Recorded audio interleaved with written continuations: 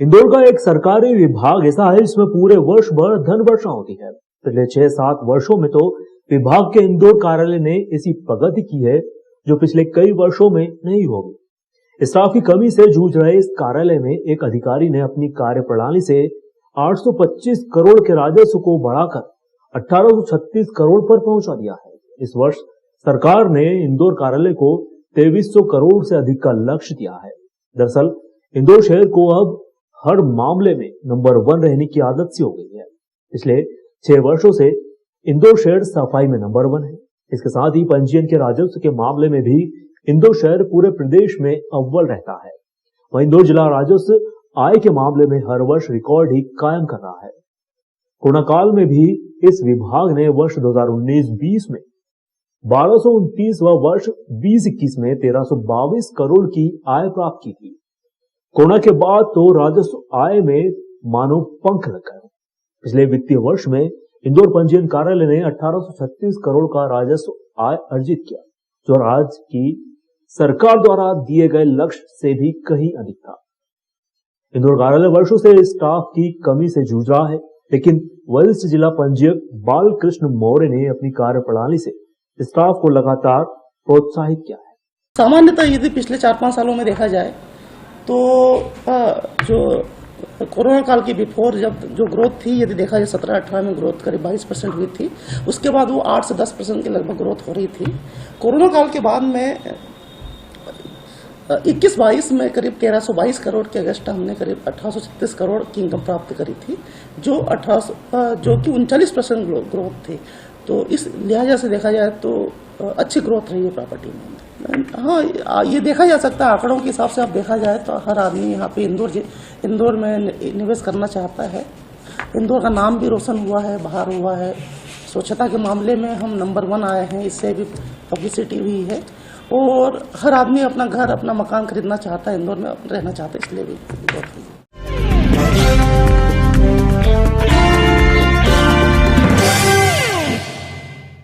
इंदौर लगातार तरक्की की ओर बढ़ता जा रहा है। जहां एक तरफ इंदौर शहर सफाई में नंबर 1 है, तो वहीं दूसरी तरफ डिजिटलाइजेशन के साथ साथ कई अन्य कामों में भी वह इतिहास रचा है। अभी हाल ही में एक अच्छी खबर सामने आई है, इसमें इंदौर अब सर्विलांस कैमरे के मामले में दुनिया में दूसरे नंबर पर आएगा। दरअसल सिंगापुर की एक निजी कंपनी के द्वारा एक सूची जारी की गई है। इसमें बताया गया है इंदौर के प्रति 1000 व्यक्तियों पर कैमरों की डेंसिटी 62.52 है। इसीलिए इंदौर को विश्व में दूसरा नंबर हासिल हुआ है। इसके अलावा हैदराबाद तीसरे, नई दिल्ली चौथे व चेन्नई 5वें नंबर पर आया है। दरअसल अभी कुछ ही वक्त पहले ही इंदौर शहर में स्वच्छता में छक्का लगाया था।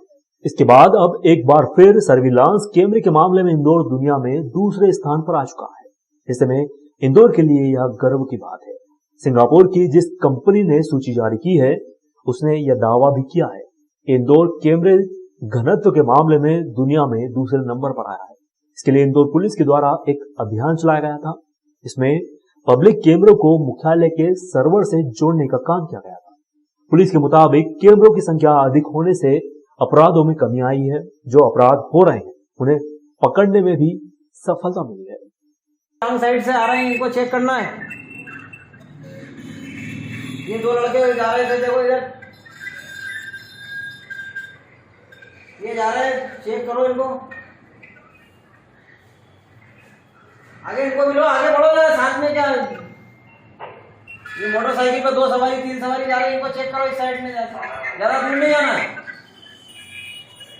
में जो सीसीटीवी कैमरे की डेंसिटी है पब्लिक और पुलिस और सरकारी कैमरों की, उसके संबंध में एक इंटरनेशनल सर्वे कंपनी के द्वारा किया गया। संभवतः सिंगापुर की कंपनी है और इस कंपनी के सर्वे में खुशखबरी वाली बात यह है कि इंदौर जो है वर्ल्ड में कैमरा डेंसिटी में 2nd पोजीशन पे रहा और इसकी रिपोर्ट अभी प्रकाशित हुई है, जिसमें बीजिंग नंबर 1 पे है और नंबर 2nd पे इंदौर है, उसके बाद हैदराबाद है, फिर दिल्ली, चेन्नई और लंदन, उसके बाद इस्तांबुल और न्यूयॉर्क का नंबर आता है। और इंदौर में लगभग 30 लाख की पॉपुलेशन पर 2,06,000 कैमरे इन्होंने रिकॉर्ड करे हैं। और ये बड़ी खुशी की बात है कि इंदौर की जनता के सहयोग से और पुलिस के द्वारा लगातार जो कैंप कॉप स्कीम जैसे कैंपेन चलाएगा, ईगल आई स्कीम जैसे कैंपेन चलाए गए, इन कैंपेन का बड़ा प्रभाव पड़ा और जनता ने बहुत बड़ी संख्या में सहयोग दिया सुरक्षा में।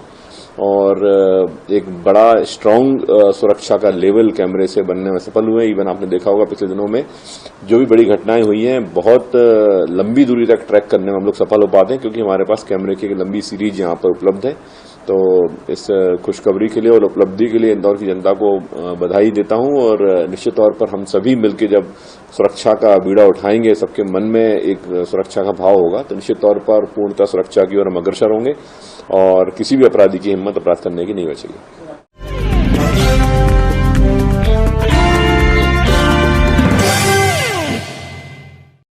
इंदौर लगातार स्वच्छता में देश भर में 6 बार प्रथम स्थान पर आ चुका है और अब 7वीं बार के लिए भी प्रयासरत है। इसे लेकर इंदौर महापौर लगातार पूरे शहर का दौरा कर रहे हैं। काफी जगह जगह औचक निरीक्षण किया जा रहा है। इंदौर महापौर पुष्पमित्र भार्गव लगातार शहर के विभिन्न भागों का औचक निरीक्षण करने में रहे हैं। आज उन्होंने कई वार्डों का दौरा किया। उन्हें लगातार शिकायतें मिल रही थी कि सफाई कर्मी समय पर नहीं पहुंच रहे हैं। इसको लेकर उन्होंने आज सफाई कर्मियों व एनजीओ के लोगों को फटकार भी लगाई। इस दौरान उन्होंने वार्ड क्रमांक 6 में कचरा गाड़ी के साथ एनजीओ के लोग नहीं पाए गए थे। कर्मचारियों की संख्या भी काफी कम थी। महापौर ने हाजिरी रजिस्टर चेक किया।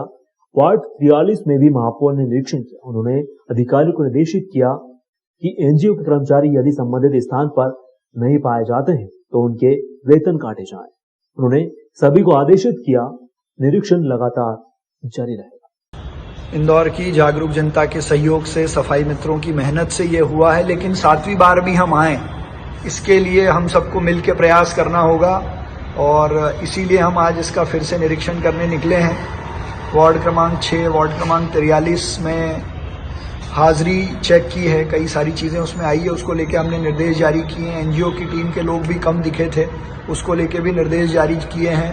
गार्बेज ट्रांसफर स्टेशन का निरीक्षण किया और मुझे बहुत खुशी हुई वहां देखकर कि जिस सिस्टमैटिक तरीके से वहां काम हो रहा था।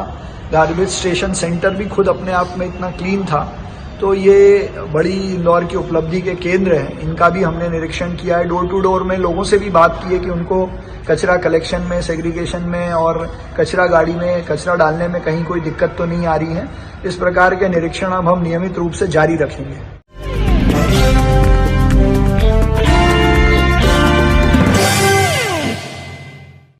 इंदौर के एमआईजी थाना पुलिस ने ब्लैकमेलिंग में एक महिला का साथ देने वाले आरोपी को गिरफ्तार किया है। आरोपी पर आरोप है कि उसके द्वारा उस महिला का साथ दिया गया था। इस पर रवि अग्रवाल नाम के व्यक्ति द्वारा ब्लैकमेलिंग की एफआईआर दर्ज करवाई गई थी। वहीं अब पुलिस इस आरोपी न्यायालय में पेश करने की तैयारी कर रही है। दरअसल एमआईजी थाने में कुछ दिनों पहले रवि अग्रवाल नामक एक व्यक्ति के द्वारा शिकायत दर्ज करवाई गई थी कि उसे एक महिला के द्वारा ब्लैकमेल किया जा रहा है। साथ ही इस मामले में कुछ पुलिस कर्मियों की भूमिका भी संदिग्ध होने का आरोप लगाया गया था। इसमें पुलिस के द्वारा लगातार इसमें छानबीन की जा रही थी। वहीं आज एमआईजी थाना पुलिस के एक दल ने घेराबंदी करते हुए ब्लैकमेल करने वाली महिला आरोपी के साथ देने वाले एक व्यक्ति को गिरफ्तार किया है। इससे पुलिस द्वारा पूछताछ की जा रही है। वहीं पुलिस इस व्यक्ति को जल्द न्यायालय में पेश भी करेगी। ये रवि अग्रवाल वाला मामला है जिसमें पुलिस पे भी आक्षेप लगे थे और साथ साथ एक महिला पर भी आक्षेप लगे थे कि वो ब्लैकमेल कर रही है। उसमें एक और अभियुक्त जो आज गिरफ्तार हुआ है उसका नाम संजय चौहान है। उसको एसआई सीमा और अमित कटियार और स्टाफ के द्वारा जो है घेराबंदी करके उसको पकड़ा गया है। कल उसको न्यायालय पेश कराएंगे। तो क्या था पूरा मामला? पूरा मामला ये था कि इसमें कुछ पुलिस कर्मियों पर आरोपी लगे थे कि उन्होंने इस महिला के साथ मिलकर जो है ब्लैकमेलिंग करी है और इस रवि अग्रवाल नाम के व्यापारी से पैसे ले लिए हैं। इस संबंध में अपने अपराध पंजीबद्ध हुआ था, उसकी विवेचना चल रही है। विवेचना में जो अभी आरोपी था उसको हम लोगों ने अरेस्ट किया। इसकी क्या भूमिका थी? ये इस महिला के साथ रिपोर्ट कराने जाता था। इसी ने उज्जैन में भी इसी तरह एफआईआर कराई है, नीलगंगा थाने में, और अपने यहाँ भी कराई है।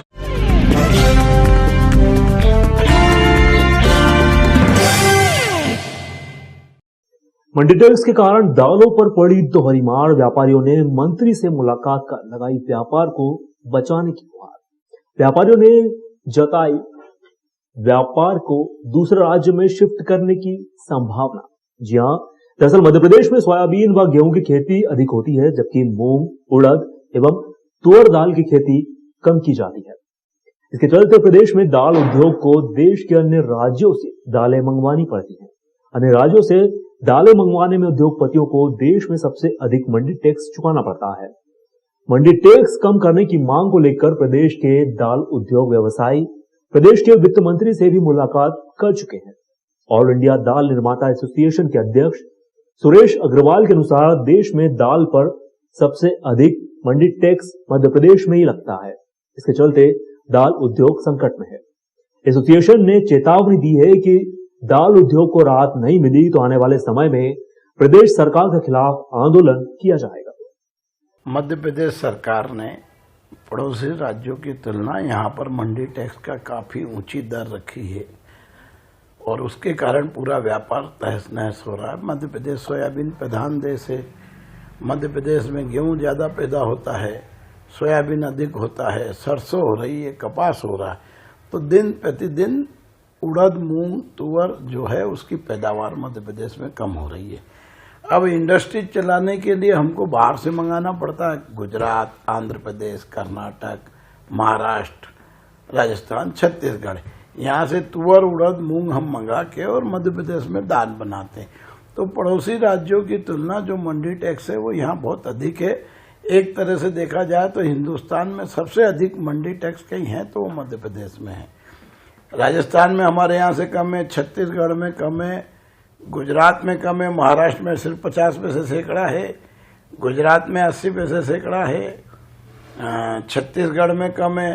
तो तमाम दिल्ली में मंडी टैक्स 0 है, बिहार में 0 है। तो जो मंडी टैक्स के कारण यहाँ व्यापार प्रभावित हो रहा तो दाल उद्योग उसमें संकट में है। तथा साजन नगर, नौलखा, इधर की दाल मिलों को सरकारी अधिकारियों ने नोटिस दे दिए कि 31 दिसंबर तक बंद करो। पहले जब मल्हारगंज में दाल मिल हुआ करती थी, पचकुइया में, कैलाश मार्ग, इधर की दाल मिल, तो उसके बाद शहरी क्षेत्र का एक भाग बाहर निकाल के शहर के बाहर साजन नगर, चितावत में दाल मिल सरकार के द्वारा बताई जमीन पर लोगों ने लगाई। तमाम एनओसी, तमाम पावर कनेक्शन और पोल्यूशन बोर्ड की सब एनओसियां सबके पास है। अब अचानक तुकनकी आदेश निकाल दिया चेयरमैन ने कि दाल मिल बंद करो। आइए सबसे समझते ही नहीं है। उद्योग को उजाड़ने की बात करते हैं, मुख्यमंत्री उद्योग लगाने की बात करते हैं, पीतमपुर को डेवलप करने की बात करते हैं, इंदौर को विकास में आगे ले जाना है, और आईएएस अधिकारी उनके विपरीत काम कर रहे हैं। मुख्यमंत्री की सुनी नहीं रहे हैं और दाल मिल बंद करने के आदेश निकाल रहे हैं।